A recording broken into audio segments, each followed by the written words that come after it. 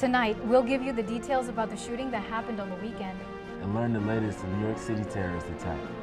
And see what you missed from the 6th game of the World Series. Murrow News 8 starts now. From Studio B on the campus of Washington State University, this is Pullman's only nightly newscast. This is Murrow News 8. Good evening, I'm Elizabeth Medina. And I'm Jay Slaughter. Welcome to Murrow News 8. We have an update on the 2 men shot on Duncan Lane over the weekend. We've learned the 2 men were recently released from Pullman Regional Hospital. According to police, the 19-year-old was shot on his right torso and the 17-year-old suffered a gunshot to his arm. Police said neither were WSU students, but they were visiting for the Halloween weekend. Some dispute was going on, and then 2 shots were fired from inside the car. Police are continuing to interview people who attended the party on Duncan Lane, but officers believe the shooter was also from out of town and no weapon has been recovered. Officers continue to investigate the cause of Sunday's accident on the Pullman-Moscow highway. The police say the driver of Alice Crockston drifted across the center lane into the oncoming traffic, crashing into injuring John Slagboom. Everyone involved is receiving medical care, but it's still whether unknown if drugs or alcohol were involved in the accident. Body cameras are creating more responsibility and accountability among police officers and those who work with them. Brooke Wolford takes us to the Latah County Police Station to show us the updates that are being made. The Latah County Sheriff's Office is in the process of updating their body cameras to curb technological shortcomings. It's the first time they've been upgraded since they began using body cameras in 2007. Lieutenant Brandon Jordan says they just got tired out. The battery life started to fade on the older cameras. You know, they're getting a little bit long in the tooth, and the batteries weren't holding up. And technology has advanced quite a bit since we started using them 10 years ago. Now these old cameras hooked up to the officer's radio through this cord here, and it took 60 seconds to start recording once this button was pressed. Now the new cameras are wireless, still hook up to the officer's radio, and they start recording right on cue. The new cameras can be left on standby for up to 72 hours and have 32 gigabytes of space, which means they can record for 10 continuous hours. Deputy Brandon DeMeyer says their overall quality helps him on patrol. The new cameras have much better picture quality in them. And where you see the biggest difference is at night. So whereas with these you couldn't see as well at night, you can see faces clearly with these. Body cameras are especially useful as evidence in court. We're going to have more reliable, consistent video and audio recordings of whatever the deputies are dealing with on the street. And as you can imagine, that's really important because it eliminates a lot of the who said what. Brooke Wolford, Murrow News 8. WSU's Troy Hall is now open to the public after construction workers completed renovations. The building has extensive updated systems to support sophisticated laboratory stations for students and faculty to use. The renovation project cost over $32 million and now has space for chemistry and environmental sciences research. With finals coming up and stress levels peaking toward the end of the semester, WSU students host a symposium on mindfulness. Participants learned about guided reflections and meditation. It costs $15 for professionals and $10 for students, which included the half-day leadership exploration and an optional morning yoga session. The seminar was open to clinicians and therapists interested in furthering their skills, as well as motivating individuals to grow and be more thoughtful. Throughout the semester, it'll continue, and there will be a drop-in session weekly. For more information, you can go to www.news.wsu.edu. After the break, a parent takes a teacher hostage in California. And the Japanese police arrest a man who has allegedly killed 9 people.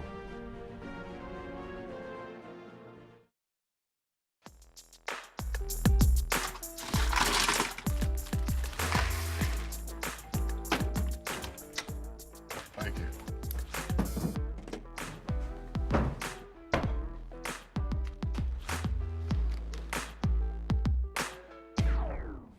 You got a king? Go fish! In your face! In your face! The smallest moments can have the biggest impact on a child's life. Take time to be a dad today.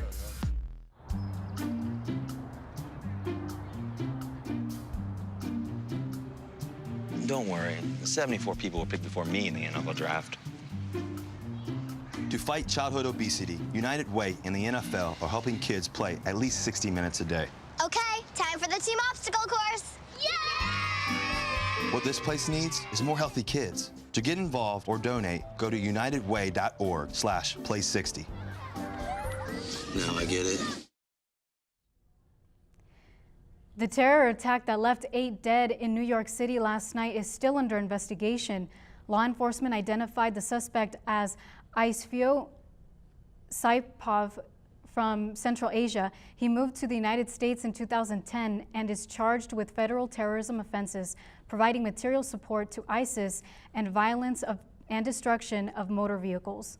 And not have the ability to know whether or not these people want to do good things or bad things when they get here. I don't think it's unreasonable to ask that people that want to come to this country go through a vetting process to make sure that when they get here, they want to contribute to society and not harm the people of this country.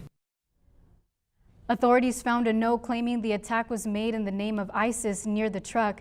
Saipov was shot in the abdomen by police officers after exiting the truck on the scene. SWAT shot and killed a man holding a first-grade teacher hostage at his own daughter's Southern California elementary school. It is still unclear how the incident at Castleville Elementary School escalated so quickly.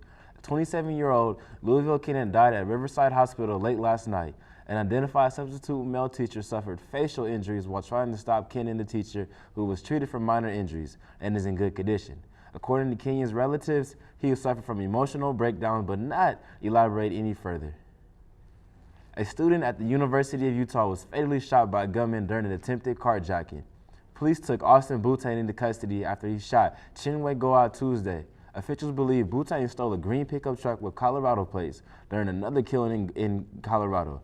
The school described Goa as a ongoing, smart, and extremely engaged in school. Is currently working on his way to get the victims' relatives to Utah from China. The social networking site Facebook said as many as 126 million Americans saw content uploaded by Russians over the last 2 years. The Russians produced about 80,000 posts before and after the 2016 presidential election.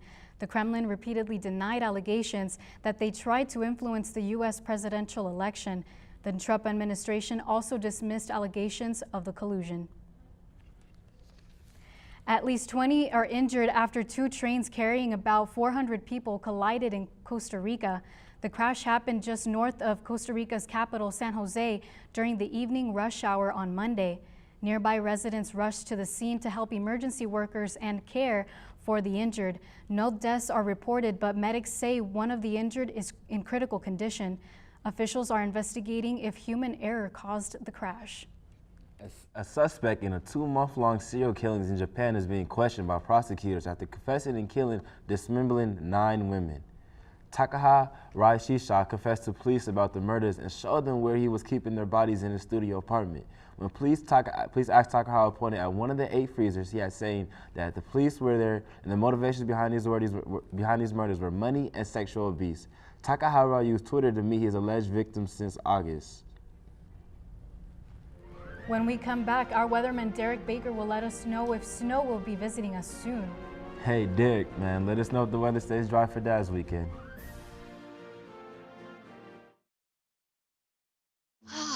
The great outside. My new mom and I have a lot in common. So shiny. We both love the outdoors. That's not a flower. And she knows a lot about wildlife. A labradoodle.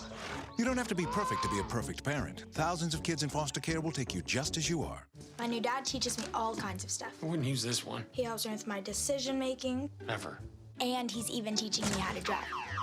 And that's why cars have bumpers. You don't have to be perfect to be a perfect parent. Thousands of kids in foster care will take you just as you are. Wow, these are really good. You act surprised.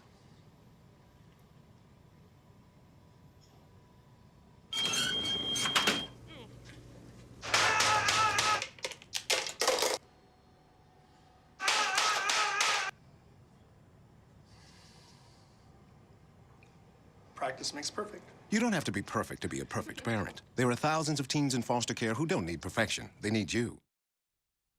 Derek Baker, please tell us if we have a dry Dad's weekend coming up. Well, Jay, unfortunately for all those dads expecting a dry and warm Dad's Weekend will be slightly disappointed, as we can see Pullman experience some rain today, just in short bursts though throughout the day. Temperatures ranging between the high 40s and mid 40s. As we move on to tomorrow, we can see that the rain will continue in the morning and the afternoon, with temperatures ranging between the high 40s and the low 40s. During the nighttime, we'll expect that rain to continue, with temperatures dropping to the low 40s. If that temperature, however, drops any further, we might expect to see some snowy rain. Moving on to our state map, the entire state, I think, received at least some kind of a rain. As we look over to our western half of the state, we can see that Seattle received a little bit of rain in the morning, but since then they have cleared up, as well as Olympia and Vancouver, with temperatures ranging between the mid and high 50s. As we move on to the middle of the state, we can see that they received the best weather, with temperatures in the 60s in Yakima and a sunny day in Wenatchee. And as we move down to our little corner of the state, we can see that temperatures were low in the low 40s and high 50s, with slight rain in Pullman and just a little bit of rain in Spokane. Now, as we move on to our 5-day forecast, it's Dad's Weekend, but tell those dads to bring their parkas and umbrellas, because we will be expecting some rain on Friday. And on Saturday, we might actually see our first cases of snow. Sunday and Monday will continue to drop in temperatures, but we should see no rain, dry days. And on Tuesday, we will see a nice sunny day in the high 40s for a little bit of warm. Jay, Liz, back to you guys. After the break, we'll tell you what happened in Game 6 of the World Series yesterday. And we'll give you our predictions for tonight's game.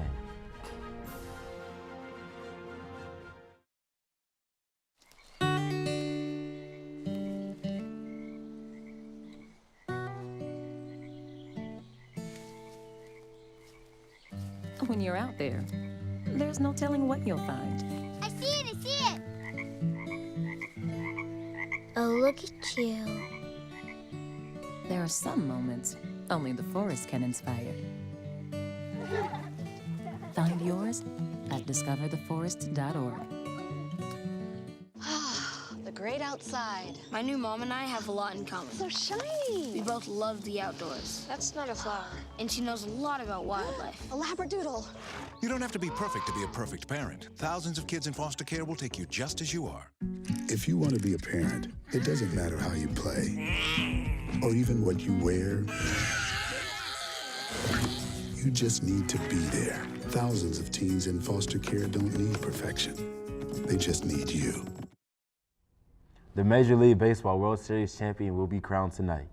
Last night, the LA Dodgers forced a Game 7. After going down 1-0 early in the third inning, the Dodgers stormed back and took a 3-1 lead that will hold them to the end of the game. Jock Peterson hit the game's final home run over the left field wall and celebrated by dancing. The final game of the World Series began early tonight at 5 p.m. Dodger Stadium, and the champion will be named soon. The Georgia Bulldogs are now ranked #1 in college football. The college football ranking surprised the national defending fighter champion Alabama and Georgia Bulldogs. Both teams hail from the SEC and are on crash course to play each other in the SEC championship and maybe even the college football playoff. The Georgia Bulldogs are led by Heisman candidate running back Nick Chubb and true freshman quarterback Jake Fromm. The Bulldogs will take on Auburn later on this week. Yeah, Houston's up. They was winning earlier 3-2. Then Dodgers came back, tied it up 3-3. But I got Houston winning it. Well, do you think being in LA, do you think LA will take it? I don't think LA will take it, and I think Houston is fighting for their city, not just a World Series championship. All right, well, thank you for watching. Join us every weeknight at 7 and 10 p.m. for Pullman's only nightly newscast. Have a great night. Don't forget to follow Murrow News 8 on Facebook and Twitter. Good night, Pullman.